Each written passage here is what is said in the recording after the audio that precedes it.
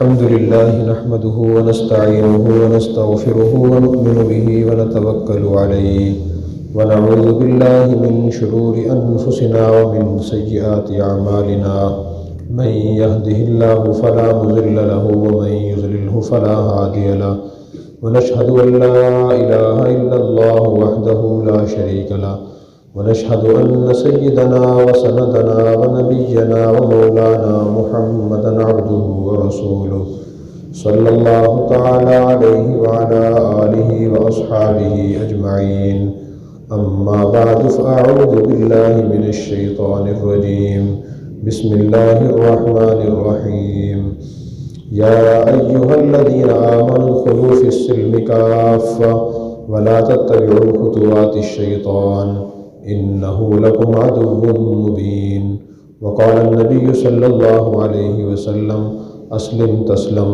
أو كما قال عليه الصلاة والسلام صدق الله مولانا العلي العظيم وصدق رسوله النبي الكريم ونحن على ذلك من الشاهدين والشاكرين والحمد لله رب العالمین۔ میرے محترم بزرگوں، بھائیوں اور دوستوں، اللہ تعالیٰ نے ہم پر بے شمار احسانات فرمائے۔ ایک احسان یہ فرمایا کہ ہمیں انسان بنایا۔ اللہ کی بے شمار مخلوقات حیوانات کی شکل میں موجود ہیں۔ اللہ ہمیں کوئی بکری بھینس بنا دیتے تو اللہ کر سکتے تھے۔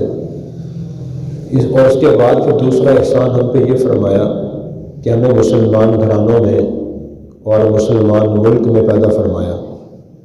مسلمان گھر میں پیدا ہونے کے بعد ہمارے لیے دین اسلام کو پڑھنا، سمجھنا اور اس کی بہت بہترین تعلیمات پر عمل کرنا بالکل آسان ہو گیا ہے۔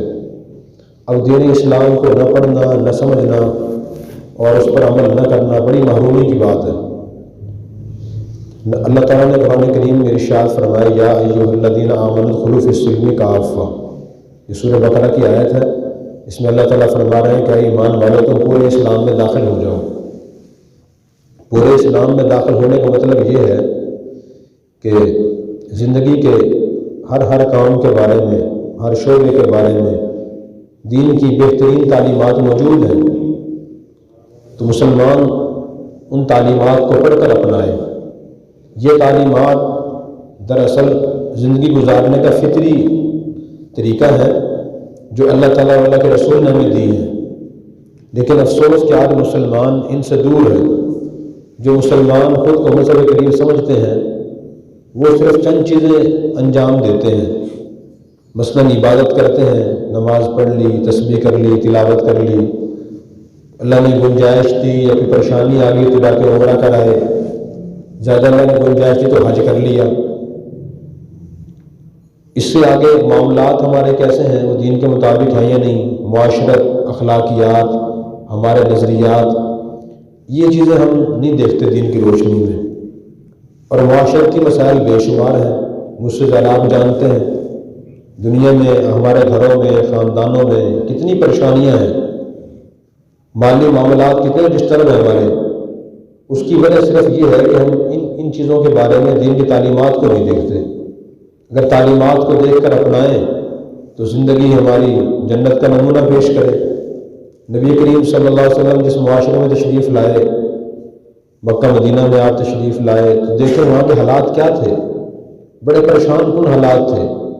انسان اپنی زندگی سے تنگ تھا، ہر برائی، ہر پریشانی اس معاشرے میں موجود تھی، لیکن پھر وہی معاشرہ قیامت تک آنے والی انسانیت کے لیے مثال بن گیا، نمونہ بن گیا۔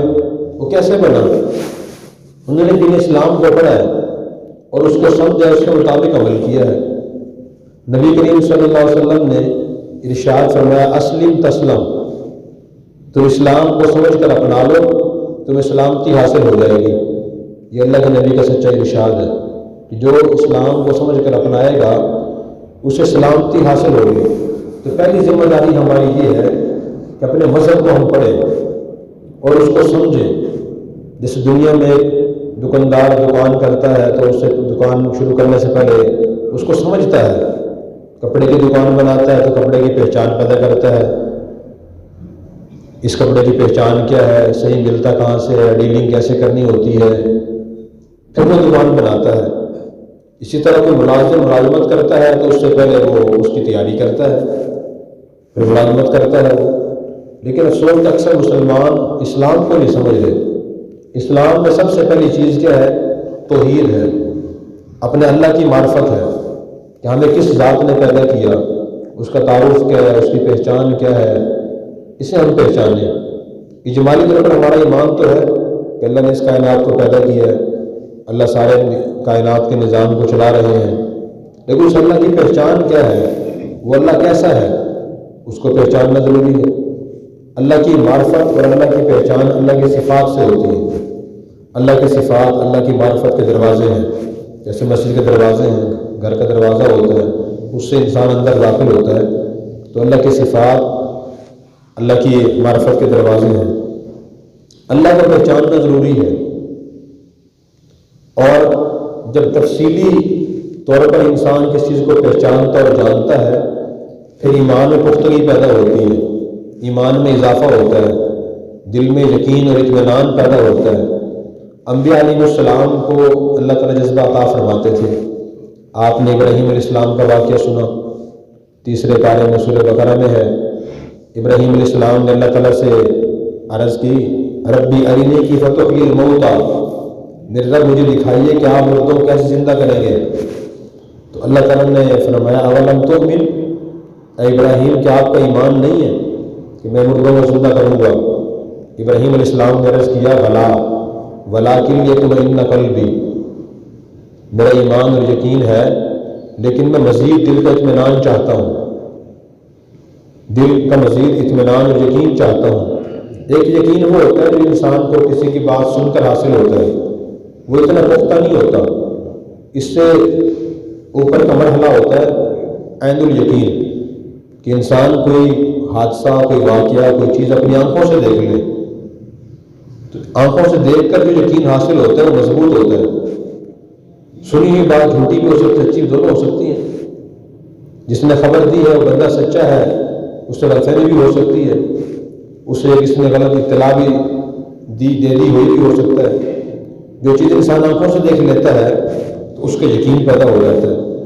تو ابراہیم علیہ السلام کو اللہ تعالیٰ نے فرمایا کہ خذ اربعۃ من الطیر، 4 پرندے پکڑو، انہیں خود سے مانوس کرو، کچھ عرصہ اپنے پاس رکھو، پھر اس کے بعد انہیں ذبح کرنا اور ان کا گوشت کا قیمہ بنانا، تو قیمہ بنانے کے بعد پہاڑوں کے درمیان میں کھڑے ہونا اور قیمہ چاروں طرف رکھ دینا، پھر ان کو اپنی طرف بلانا، یأتینک سعیا، وہ تمہارے پاس دوڑتے ہوئے آ جائیں گے۔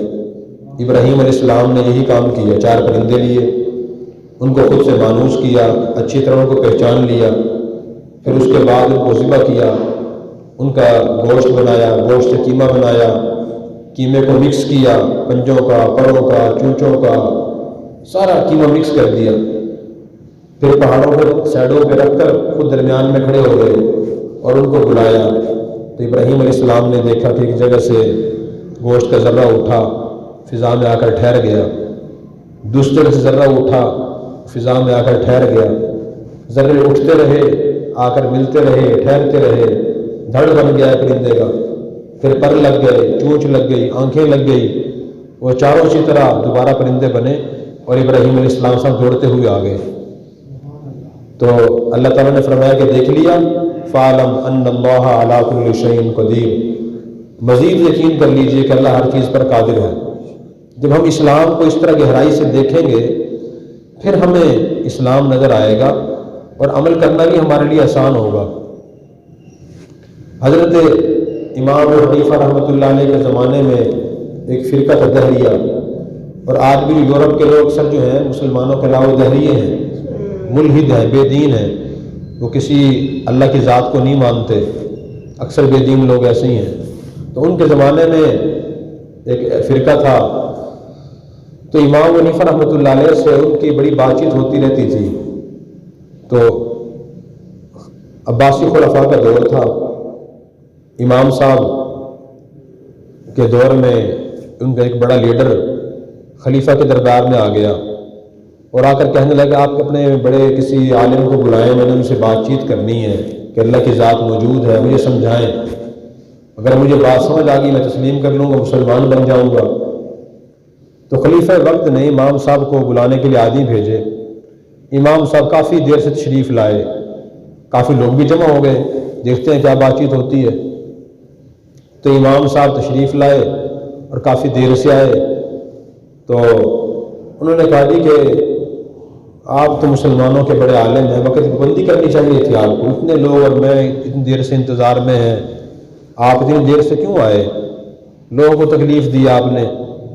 تو امام صاحب نے فرمایا کہ دراصل میرا مکان اور میری رہائش دریا دجلہ کے دوسرے کنارے تھی، دریا دجلہ کے کنارے بادشاہوں کے محلات تھے اور دوسری طرف آبادی تھی۔ تو امام صاحب آبادی کی طرف سے آئے تو انہوں نے فرمایا کہ میں نے دیکھا، میں دریا کنارے آئے کھڑا ہوا کہ کشتی مجھے نظر نہ آئی، اور میں نے خود دیکھا ایک درخت نیچے گرا اور وہ اس طرح ٹوٹا کہ اس کے پھٹے بن گئے، پھر پھٹے خود جڑ گئے اور جڑنے کے بعد انہیں کشتی بن گئی، میں کشتی میں بیٹھا، کشتی خود بخود چلتی رہی بغیر ملا کے، مجھے کنارے چھوڑ گئی۔ تو اس وجہ سے مجھے دیر ہوئی ہے اس عمل میں، کشتی کے بننے میں، درخت کے گرنے میں، پھٹوں کے چرنے میں دیر لگی، اس لیے مجھے دیر ہو گئی۔ تو دہریہ تھا وہ کہکے لگانے لگا، دائیں بائیں گرنے لگا اور کہنے لگا کہ بھائی میں نے تو آپ سے یہ کہا تھا کسی عالم دین کو بلائیں میرے سامنے، آپ نے کسی بیوقوف کو بلایا ہے۔ اور کہنے لگے، دہریہ کہنے لگا کہ بھئی اس مولوی صاحب کو پاگل خانے بھیجو، کوئی سمجھدار آدمی میرے پاس بلاؤ جس سے میں بات کر سکوں۔ امام صاحب نے فرمایا کہ بھائی پاگل خانے جہاں مجھے بھیجنا چاہتے ہو وہاں کمرے ایک ہیں یا دو ہیں؟ کہنے لگا جی کیوں؟ تو امام صاحب نے فرمایا کہ ہم دونوں کو پھر وہاں جانا چاہیے اگر تم مجھے پاگل خانے بھیجنا چاہتے ہو تو۔ اس نے کہا جی وہ کیسے، میں کہ پاگل خانے جاؤں، پاگلوں والی باتیں تو آپ کر رہے ہیں۔ امام صاحب نے فرمایا اگر میری باتیں پاگل والی ہیں تو تیری باتیں مجھ سے زیادہ پاگلوں والی ہیں۔ جب چھوٹی سی کشتی بغیر بڑھائی کے خود بن نہیں سکتی، پھٹے چیر نہیں سکتے، بغیر ملا کشتی چل نہیں سکتی، اتنی بڑی جو کائنات کی کشتی ہے یہ خود بخود چل رہی ہے، تم کہتے ہو خود بخود کوئی شاید ہوا چلی تھی اس کی وجہ سے پہاڑ بن گئے، اندھیری چلی تھی تو درخت لگ گئے اور خود بخود سارے جاندار پیدا ہو گئے ہیں، تو یہ خود بخود ساری کشتی چل رہی ہے۔ تو یہ بات سن کر وہ شرمندہ ہوا اور کہنے لگا کہ یہ بات تو مجھے سمجھ آ گئی کہ اللہ کی ذات موجود ہے، کوئی ایسی ذات ہے جس نے اس کائنات کو بنایا ہے۔ اس نے پھر کہا کہ اچھا یہ بتائیں اگر وہ ذات اس وقت موجود ہے تو وہ نظر کیوں نہیں آتی؟ دنیا کی ہر چیز نظر آتی ہے، جو چیزیں موجود ہیں، نباتات، جمادات، حیوانات، انسان، سورج، چاند، سب چیزیں نظر آتی ہیں، تو اللہ پھر نظر کیوں نہیں آتا؟ امام صاحب نے فرمایا کہ ابھی کسی برتن میں دودھ لایا جائے، دودھ لایا گیا تو امام صاحب اس کو سمجھانے کے لیے اس کے کبھی دائیں طرف دیکھتے تھے کبھی بائیں طرف دیکھتے رہے۔ اس نے کہا جی مولوی صاحب کیا دیکھ رہے دودھ کے اندر؟ تو امام صاحب نے اس کو سمجھانے کے لیے فرمایا کہ بھائی اس کے اندر مکھن ہے؟ اس نے کہا جی ہے۔ میں نظر نہیں آ رہا، میں مکھن ہی دیکھ رہا ہوں، مکھن کہاں ہے وہ؟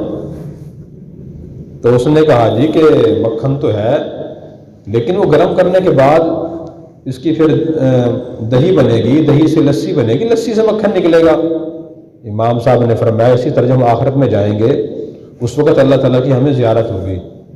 یہ تو امام صاحب کا واقعہ تھا کہ انہوں نے مہذب انداز سے سمجھایا۔ ایک طالب علم کا واقعہ بھی سن لیں تو ان سے دہریہ نے کہا کہ جی اللہ کی ذات موجود ہے؟ اس نے کہا جی موجود ہے، نظر کیوں نہیں آتی؟ تو اس نے تہبند باندھا ہوا تھا، اس نے تہبند چادر پکڑے کھینچ لی، وہ ننگا ہو گیا۔ تو اس نے کہا کہ شرم نہیں آتی؟ آپ نے کام کیا شرم نہیں آتی؟ تو اس نے کہا کہ شرم کہاں ہے، نظر تو نہیں آ رہی، شرم کہاں ہے؟ شرم کیا شرم تو ہوتی ہے تو یہ نظر کیوں نہیں آ رہی؟ تو اس نے کہا جیسے شرم ہے لیکن نظر نہیں آ رہی نا، اللہ کی ذات ہی موجود ہے، فی الحال ہمیں نظر نہیں آ رہی۔ پھر اس نے کہا کہ اللہ کی ذات اس موجود ہے اور وہ نظر نہیں آتی، چلے میں مان لیا بعد میں نظر آئے گی، یہ بتائیں کہ اللہ کی ذات کس طرف ہے، اس طرف کہاں ہے؟ آپ سورج طلوع ہوتا ہے تو آپ کہتے ہیں اللہ نے سورج کو نکالا ہے، آپ مسلمان نماز پڑھتے ہیں تو رخ مغرب کی طرف کرتے ہیں کہ اللہ گھر ہے، تو اللہ کی ذات کہاں ہے؟ تو امام صاحب نے یہ فرمایا کہ چراغ لایا جائے، چراغ لایا گیا، اسے روشن کیا گیا، اس سے پوچھا کہ یہ بتائیں کہ اس چراغ کا رخ کس طرف ہے؟ اس نے کہا چاروں طرف ہے۔ تو چراغ جلتا ہے، چاروں طرف روشنی پھیلتی ہے۔ تو انہوں نے فرمایا کہ قرآن کریم میں یہ بات اللہ نے فرمائی، فَإِنَّمَا تُوَلُّوا فَثَمَّ وَجْهُ اللَّهِ، جس طرف رخ کرو گے وہیں اللہ کی ذات کو پاؤ گے۔ دوسری بات انہوں نے یہ فرمائی کہ آپ کے اندر روح ہے؟ کہا جی ہے۔ نظر کیوں نہیں آتی؟ کہا جی روح تو ہے۔ میں کہاں ہے روح؟ دماغ میں ہے، دل میں ہے، پاؤں میں ہے، سر میں ہے، ہاتھوں میں ہے، آنکھوں میں کہاں ہے؟ اس نے کہا جی پورے جسم میں روح پھیلی ہوئی ہے۔ اگر روح نہ ہو تو جسم کام کرنا چھوڑ دیتا ہے۔ میں اللہ کی ذات بھی ہر جگہ موجود ہے۔ قرآن کریم میں اللہ نے فرمایا نحن اقرب الیہ من حبل الورید، کہ ہم تمہاری شارک سے زیادہ تم سے قریب ہیں۔ اس نے اچھا یہ بتائیں کہ اس وقت اللہ کی ذات کیا کر رہی ہے؟ امام صاحب نے فرمایا کہ اس کا جواب میں کرسی پر بیٹھ کے دوں گا، آپ مجھے کرسی پہ بیٹھنے دیں۔ تو اس نے کہا جی کوئی مسئلہ نہیں، میں نیچے آ رہتا ہوں۔ کرسی سے نیچے آ گیا اور پھر اس نے کہا بتائیں اللہ کی ذات کیا کر رہی ہے؟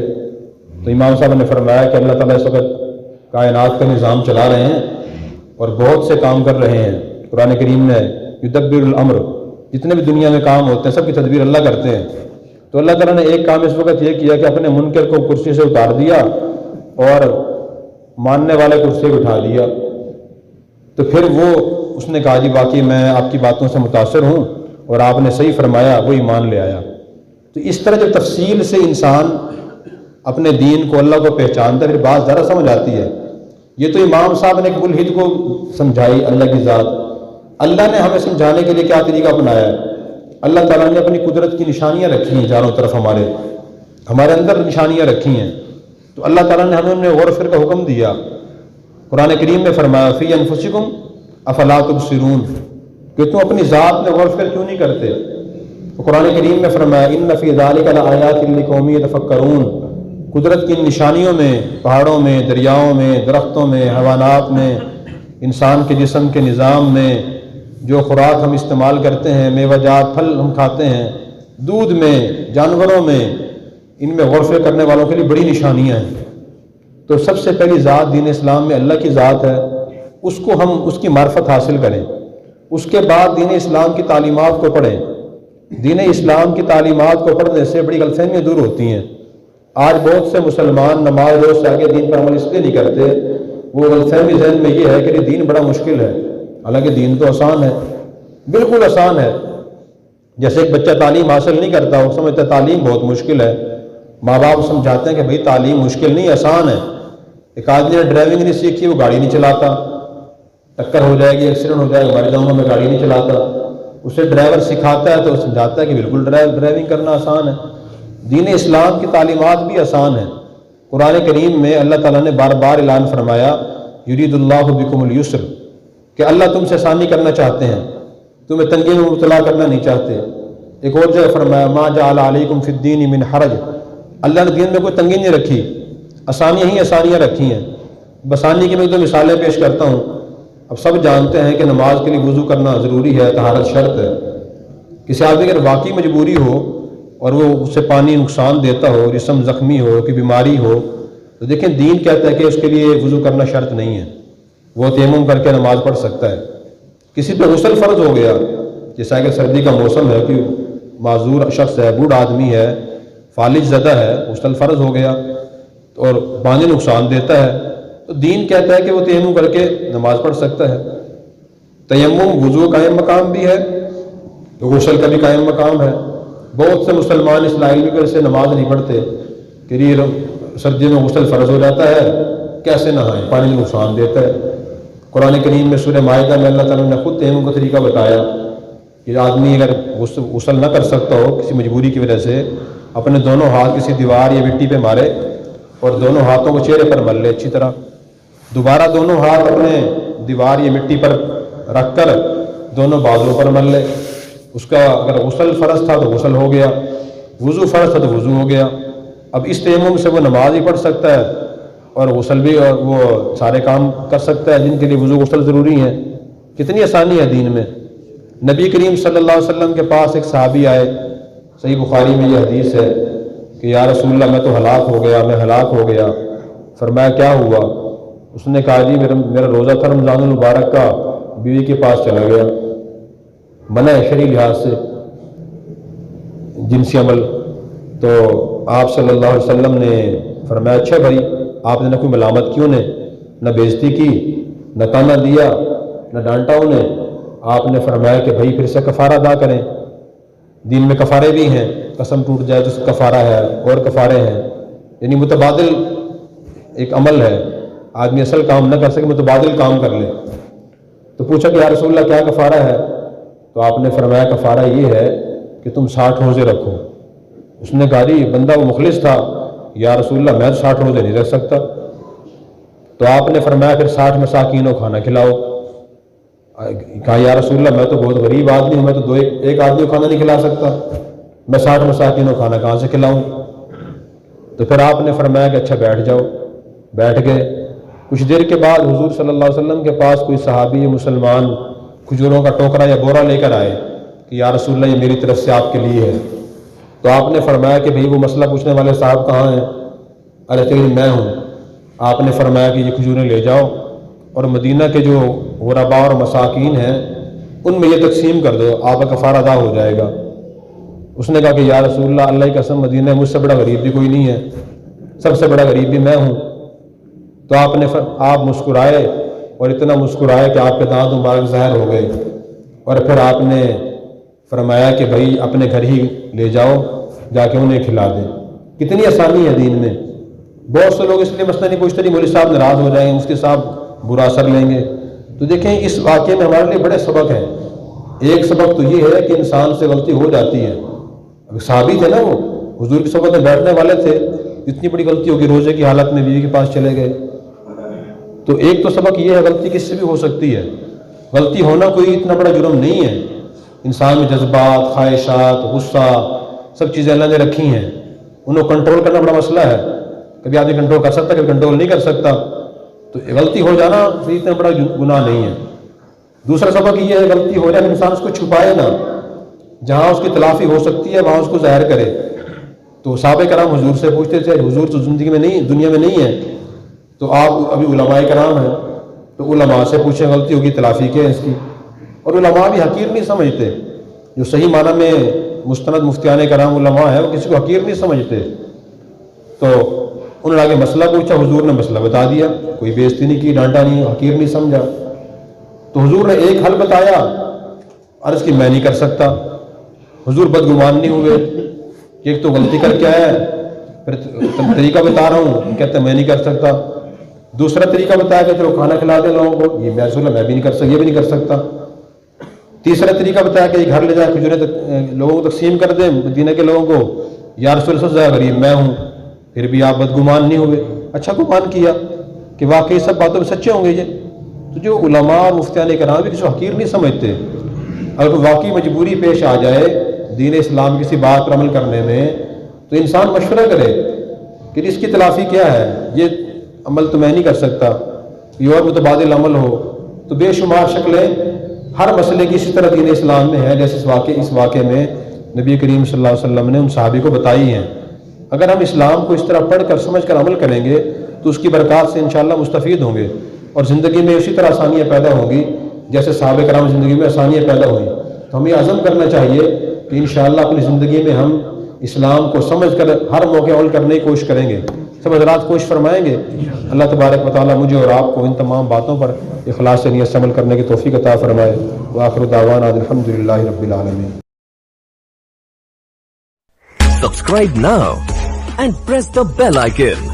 Never miss an update.